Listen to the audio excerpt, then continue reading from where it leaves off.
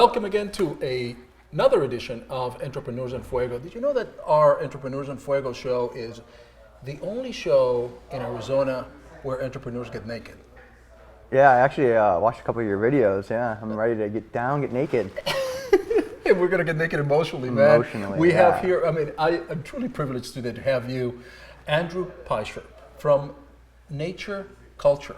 I remember as Nature Culture because you spelled it kind of funky, right? Yeah, we believe the word nature, like the real word, has been so corrupted and adulterated by corporations and even the government. Have basically kind of changed what natural means and what nature is. So we had to make up a whole different name. When I first heard nature, which is when I met you, I think it was like 3 or 4 weeks ago here with Center Sphere. We're here at the office pile with Andrew Pisher from Nature Culture. And I heard nature and I'm thinking, that's kind of Beverly Hills nature type of thing, California thing, But it's cool that you have that, man. Welcome, man. How you doing, brother? Good. Thanks for having me. It's good stuff. You are also known as the Green Man. Yeah, we're branding as the Green Man because I'm a purist at heart. I do everything I can to eat organically, use organic products. I mean, I even make like my own toothpaste, our own laundry detergent. Time. Yeah, that's crazy. It's weird. We either cut or we edit. How do you make your own toothpaste, man? That's super easy. That's like a 2-second thing. You just take some coconut oil, some baking soda, and throw in whatever kind of flavor essential oil you want from whatever type of plant. I like to use peppermint. Sometimes I like to do something spicy like a cinnamon, and I mix some different ones together. So depending on how I feel for that month, because it's like a month supply, I make at a time. But yeah, it's good. Keeps my teeth white and keeps my gums healthy, and I don't have to worry about any of these weird chemicals that could be in there. And you're all about nature and no to preservatives, and you're all about nutrition and all this, because you grew up in a farm, right? You grew up in farms over back east. Yeah, from upstate New York. From upstate New York, yeah, okay. I'm basically Canadian, I tell people, because it's way up there. We're about a half hour out of Niagara Falls, a little place called Holly, New York, which it's a village. But yeah, I didn't live on a farm, but my best friend's grandparents had farms, and the guy down the street had an orchard that I worked in his orchards, working on trees, and that's how I fell in love with trees. So you've been around nature, of course, since you were very, very little. But even as you were growing up, surrounded by all this nature and all these natural products and everything else, you didn't find nutrition or the value of nutrition until much later, right? Because you were still being fed just all this garbage when you were a kid, and you didn't know better. Yeah, no, I kind of learned at an early age how to eat better, but I didn't really know what was going on back behind the scenes because all the marketing. There's all this marketing that everything's good for you, and people think like the FDA is out there testing products before they go out on our shelves to see if they're going to be harmful to human beings, but that's not the case. Companies put this stuff out. If people get hurt, they make a complaint to the FDA, then they investigate and find out, you got a toxic chemical in here, you need to take that stuff off the shelves. And that's when you hear about these recalls and things like that happen with products. Are you a conspiratorialist? Do you think that there's this massive conspiracy behind, say, the Monsantos of the world, all these huge chemical companies that are intentionally deceiving us to buy their products? I don't think it's conspiracy. Any conspiracy that does end up arising is basically just a symptom of the system we live in, where we put profit over the value of people's lives. You know what was weird? I was watching a video. It was a video of Woodstock back in the '60s, right? This concert, cool. And it was true. And I'm watching the people in the video, and every person in the video must have weighed no more than maybe 165 pounds, man. There's no obese people. Yeah, sure, maybe you pick a little bit of somebody that is a little bit overweight, but not obese. And that struck me. I mean, 50 years ago, half a century ago, and things have changed. So what happened? What happened in this last 50 years that has made us go from, Woodstock type of people, just lean and eating right and everything else to today? What happened? There was just a boom in the chemical industry when they found out that they could manufacture flavors. That just went crazy. And people started getting weirded out about these different chemicals that were being put in their foods, things that they couldn't pronounce, and things like that. And so that's how that word nature kind of got miscued, because they make these chemicals, get it from a natural source, but then they synthesize it in the lab using oil, like petrochemicals, to make different types of flavors, and then they put that into your food. So the processing is actually highly toxic, although the things they use to make it could have derived from nature. So now they can call those things natural. So and so people that are trying to eat healthy and go, oh, it's natural, it's got natural flavorings, they're being poisoned and they don't realize it. I was just going to say, this pisses me off. I walk into the store and it's organic and this nature and this, and I'm like, it's not about, a banana doesn't need to be organic. I mean, that coat right there that you peel, that's enough protection for the actual food that you're eating, isn't it? Well, yeah, I mean, those are definitely less of a dirty fruit because they're not directly getting pesticide on the part that you eat. Right. But plants are just like people. They have pores and they absorb and they interact with the environment. So they exchange gases, and as they bring in carbon and expel oxygen, they're just pulling those chemicals into them, and then stuff gets built up inside. So, all right, so you go. Let me go back to. Oh, and by the way, the orchards I grew up on, they sprayed them with chemicals. They weren't organic. I didn't grow up. I grew up eating. That's another thing that got me mad. It's like, why are they do they ask the customers, hey, would you rather we did this or we did this? When did you find out that what you were eating was toxic and it was not good for you? And when and was it at that point that you decided, I got to do something about this? Well, I remember my first job when I was 16, like real job. I started working when I was 12 on farms, but I only worked like 2 or 3 hours a day, so it's not really a job. But I started working at a grocery store called Wegmans. They don't have that out here. It's really similar to Trader Joe's, how we have Trader Joe's here. Right. Wegmans is like that, but way bigger. All right. So they got a bigger reach. But I was working there, and every time I go through the checkout line to buy my lunch, people would look at me and be like, what are you eating? And I'm like you're just eating all those fruits and vegetables and like our most choice meats and stuff like that. I go, yeah, I want to. And the person behind you is with a bag of Doritos. Yeah, my coworkers that are my age are buying junk food, and they're like, how come you're not eating like him? I go, well, I'm going to live to be 120. So the only way I'm going to get there, and I don't want to have a disease. So that he's 92 right now. Yeah.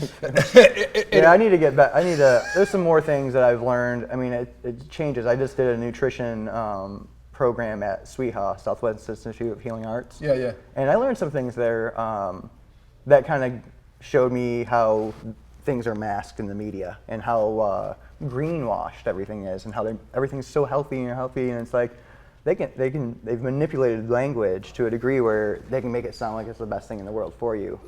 So you become self-aware basically, and then you educated yourself and all this. It's ongoing battle, Okay. And I get blogs and emails and all this stuff from people I'm following. So all these new updates, I'm constantly I'm an information addict when it comes to eating right and getting pure things on the planet. You do a lot of things though. I mean, you're. They called you the green man, right? Yeah, that's pretty much why we have to, because everything I do has to do with being green, growing green things, utilizing green, recycling. All right, we live in the middle of a freaking desert here in Phoenix. 115, 118 degree weather. How am I gonna do green? I mean, look at you. You're drinking, what is this? Yeah, even what I drink is green. I mean, even what you drink, yeah. This is actually a moringa powder. We grow this moringa. What is moringa? It's pretty much just got labeled as the most nutrient dense vegetable on the planet. It's got everything in one serving to give a human being about 50% of their nutritional needs for the whole day. All right, so let's go back to we're here in Phoenix. How do we get a green? How does that happen? Well, you need to create one. Do you make one? Yeah, it's all about the best thing to do is know where your water is coming from and harvest as much rainwater as you can, because there's many reasons, but rainwater is much better for your plants because there's a lot less chemicals and things in there to stop it from absorbing and carrying nutrients. If you got water that's loaded with a bunch of chemicals and metals and things like that, it can't absorb nutrients out of the soil and bring it into the plant. It's already so full. So you want nice pure water, and you want to create water batteries. You have a cell phone and you charge it with electricity, yeah. So it has electrical charge all day. Same thing here. You build sunken garden beds, and you put logs and things that are going to absorb that water and hold on to it for a long period of time. That's why I gotta ask you this question, dude. Are you like Matthew McConaughey that never takes a shower and shit, I mean, or takes a shower like once a week? Doesn't use deodorant? I try to go so long. Yeah, I don't wear deodorant. I literally use a salt stick. I was just kidding. It was really? Yeah, I don't use deodorant at all, man. Wow. Yeah, that aluminum. A lot of people get tumors in their lymph nodes because they're absorbing all those heavy metals that you find in traditional deodorant. You smell good. Yeah, I don't. You know, and it's funny you ask because I try not to shower. my girl is always like, "You're gonna shower today, right?" But yeah, I mean, after I'm done building a garden bed, I kind of have to. If I'm just running around all day, talking to people and checking out their jobs, yeah, I might pass out without remembering to jump in the shower. Dude, I mean, I just had these images with you and your girl. She just gets mad because she has to wash the sheets, you know. So. Maybe we should bring her to the show to talk about you, man. Oh yeah, that'd be a good show. It'd be nice and long. Dude, you're also an arborist. So, you know, when there's a storm and things like that, you know, people call you, hey, my tree fell over here, and so you go fix those things. Yeah, today we got 2 small mesquite trees that blew over. Yeah. People forget, you know, they put this tree in, it's this big, it's a little twig, and they got these nice big beefy stakes that are holding it in place. Well, 3 years later, that tree's this big now, and those little dinky stakes don't do anything, and so they think, oh, my tree's staked, it'll be fine. And it's like, no, you should actually do that after about 3 years of putting a new tree in. Get it staked for another 2 or 3 years just to let that root system really grab hold underneath. But I'm an advocate for trees. You're an advocate for trees, for nature, for good eating, for not taking a bath, for not using deodorant, for making your own freaking toothpaste, man. And if you can make it yourself, why not? You know? Why not? You know, and it's just change of habits, right? I mean, because hey, look at I'm so used to going to the store, and if I'm hungry, it's just easy to pick up whatever junk food is over there. And I still do that. I mean, I get the healthier choice ones, but you know, if I don't have anything dehydrating and a dehydrator, you know, you get busy and you just screw up and you're like, oh no, I have no food. Now I gotta go. So is the message, look, you can't be, you know, so extreme that you're so conscious all the time, but so long as you're aware of what's going on, hey, look, man, if you can avoid it, let's make an effort, right? I'm glad you saw that without me having to say it. Now, damn straight, baby. You got it. That's what I'm here for. It's all about balance. You know, we live in this one world, and we all have to live here together, and we can't be like, oh, you're eating that, I condemn you. You know, it's like, it's their own deal. Like, let them do their own thing. They're on their own path. And if they ask me what I'm doing, what am I drinking, and it's like, well, then I'll tell them. And then they usually get interested, and they want to know more. And then I have free workshops, so we have people come over, and I teach them. You know, just which is really cool. We got a few seconds left, but you got to tell me the bee story, man. I mean, okay. So what happened? What happened? You were moving like it's not until Monday now. What? Yeah, Monday. We had a couple things that weren't going to be able to make it to the job site the first thing this morning. So you were so that people know that are watching and listening to this. You were going to remove like 20,000 bees that were stuck in this tree or something like that. Yeah. We got an old elm tree. It's got to be 80 years old and it's fallen apart. It's over off of Camelback and 19th Ave. And the very end of one of the limbs that's probably going to weigh about 500 pounds minimum is stuffed with bees. They got a big beehive. And they call you, it's a right? Crazy job. Well, yeah, because I'm actually moving up to a bee sanctuary. So you're transferring the bees from one place to you're not shooing away the bees. No, you're actually they were cool. saving the bees and They're going nice to another bees. place. They're not like attacking anybody. They've been there for 5 years. And these people live with them. They're not attacking anybody. But now the tree's falling apart, so we got to get them out of there. Yeah. You're too much, man. You're gonna send me a picture of the before. Well, you got the picture of the before. Yeah, on my but Facebook after the right bees, now, I'm already tagged in. I just don't want to see with all these bee stings and things that you know. Oh bees no, like you though. I got a cell for that I make. So if I get stung, I'll put that on within a couple hours. You're too much, man.